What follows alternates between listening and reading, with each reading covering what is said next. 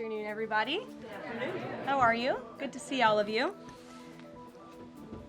When it comes to the security guarantees, what is the current status of that? I know the President earlier today mentioned boots on the ground would be UK, France, Germany possibly, but unequivocally said no U.S. troops on the ground, but U.S. coordination. Can you elaborate on that, and what would the red lines be? Sure. Well, you got to the heart of what I was going to say to all of you today on security guarantees, which is the President has definitively stated U.S. boots will not be on the ground in Ukraine, but we can certainly help in the coordination and perhaps provide other means of security guarantees to our European allies. The President understands security guarantees are crucially important to ensure a lasting peace, and he has directed his national security team to coordinate with our friends in Europe and also to continue to cooperate and discuss these matters with Ukraine and Russia as well.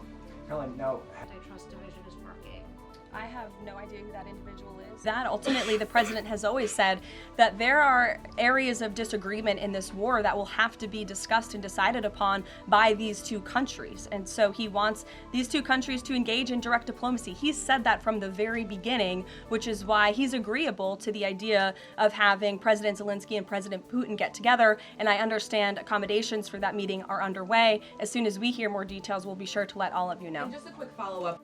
The European leaders do. And President Putin himself said that, by the way.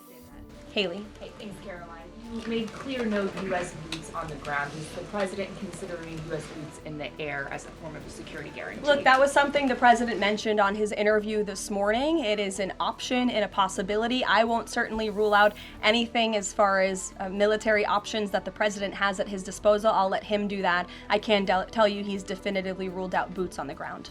Sure. He remains determined to do that. Go ahead. Can you confirm that Putin suggested Moscow as a venue for the bilateral talks?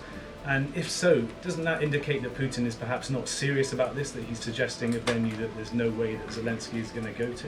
Look, I'm not going to litigate the private conversations between the President and President Putin, aside from what the President himself has already spoken on. But I can tell you there are many options that are being discussed by our national security team right now with both parties. Can you give us an indication of where? I just told you we'll provide you details as soon as we can. Thank you for trying, though. Livy, into bringing this war to an end, and he remains determined to do that.